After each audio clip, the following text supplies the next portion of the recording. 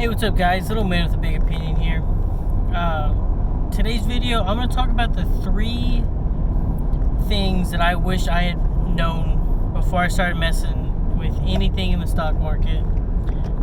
Hopefully these 3 things will help you guys out. I was around when Robinhood first came out, and so I was one of the first 100,000 people on their waiting list kind of thing. And this was back when I was a senior in high school. I really didn't do anything with it in high school, but when I got into college and I started making some kind of money, I wanted to use Robinhood. Now, in total, if I would have never sold anything, I've tallied it all up, and I'd be sitting at almost $12,000 in there.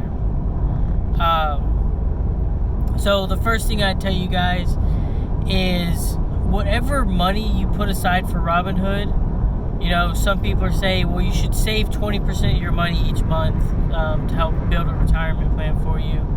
And other people say, 5% of your assets should be in precious metals, whatever. Treat it kind of like a subscription. Just like your Netflix, or you could treat it like a monthly payment, kind of like your car insurance or whatever. So it's being treated like money that you don't really plan on having access to. For the longest time, I always told myself that my Robinhood money was my savings account or my emergency fund. And so anytime I ran out of money and I felt like I needed to use more, I was like, yeah, I've got money in Robinhood, that's fine. I'll just pull it out. And that's why I don't have $12,000 in Robinhood right now. But treat it like money that is being spent on a good or a service that is non-refundable.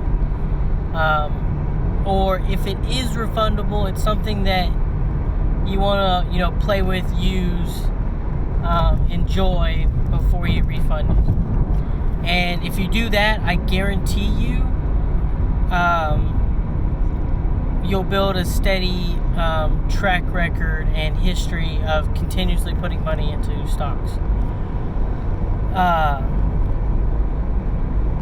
Secondly, I would say it's a lot easier for the average Joe, the college kid that could put $10 in a week, to invest in dividend stocks,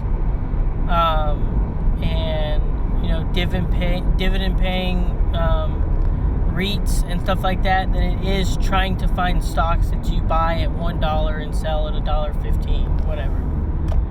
You're not looking to own companies and base your monetary income off of the increase in the stock's value. You're basing your success on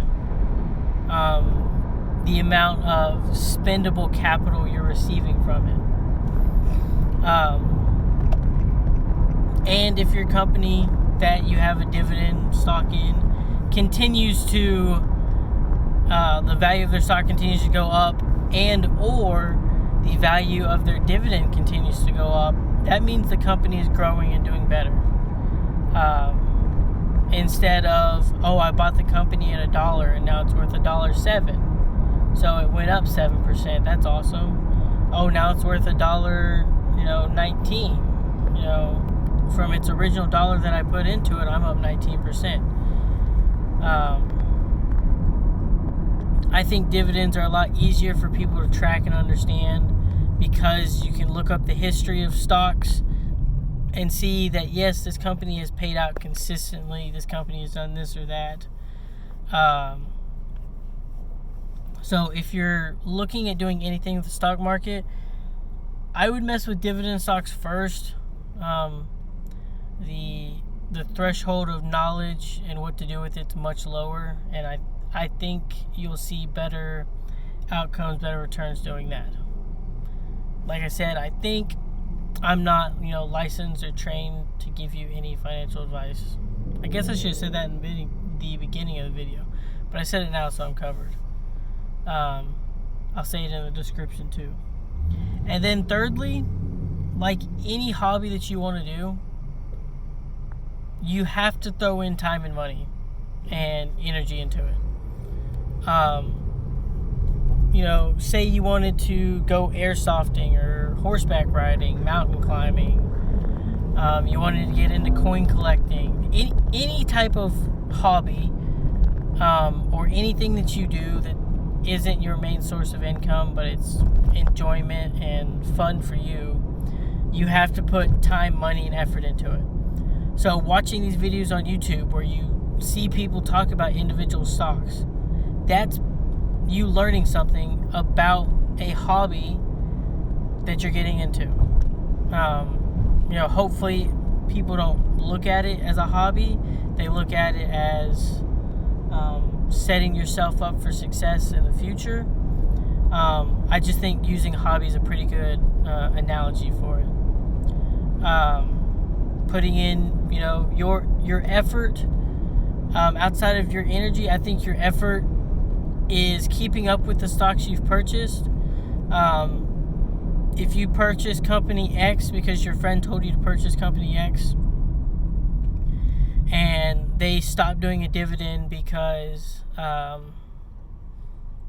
they just weren't making enough money to keep their dividend at what it was, and you're upset, but you also never listened to any of the earnings reports, or you didn't keep up with the news on your company. Say maybe there was a sex scandal with the CEOs or something like that. You're not putting in the effort to make sure your money isn't degrading. And then lastly, putting in your money. Like any hobby, you have a starting amount that you feel safe investing into, said fun thing. And it should be a very safe amount that you feel like, putting into it, in the regards of you might not get everything back out of it. It is, a learning thing, and even the experts get things wrong. I'm going back to talking about airsoft because I played airsoft for a little bit. I bought a $200 gun, and I thought that was the awesomest, coolest gun ever. I used it 3 times before the motor burnt out in it. I took it to the repair shop at the field, and they said, yeah, this was just a bad motor. It's not your fault. We can give you a rebuilt one that we've had for free, or you can spend, the $30, $40 to get a new one put into it. And this was a brand new out of the box thing. I didn't pay for the warranty or anything on this kind of stuff. So you might lose some money, but hopefully your time, effort, and energy that is put into it allows us to build into something that's more than, oh, hey, I made $4 this month. It could, if it becomes something that you're really, really interested and dedicated to, it could become what you retire and live off of. So you have to go out there and do it. A 401k and Social Security in today's world will only get you so far.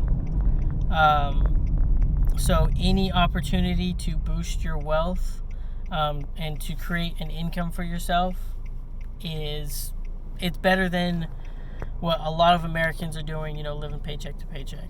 And as a college student, who hasn't had the salary job or the full-time income thing, I can tell you it's been very slow with Robinhood.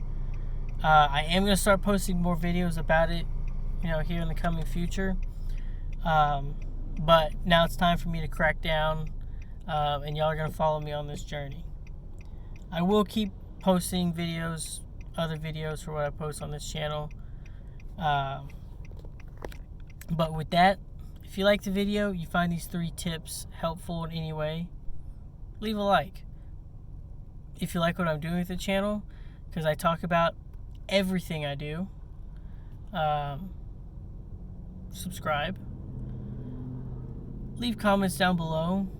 Make fun of me, encourage me, do all that cool stuff. And with that, I'll catch you next time, guys. Peace.